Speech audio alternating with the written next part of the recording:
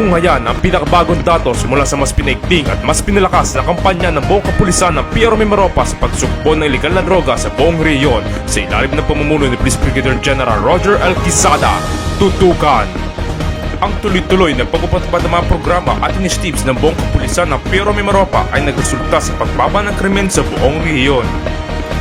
Base sa pinakuling talang datos, umabot sa tinatayang 895.1 na gramo ng shabu na nagkakalaga ng 6,086,059 pesos ang nakumpiska ng kapulisan.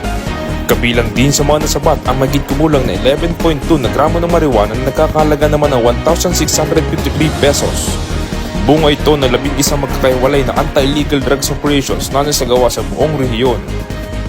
Dahil dito, ito'y nagresulta sa pagkakaresto ng 10 drug personalities.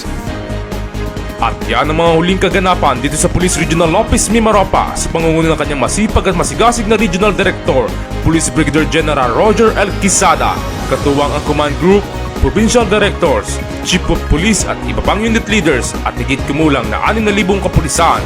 Ito ang Police Regional Office Mimaropa, the home of Police Eco Warriors.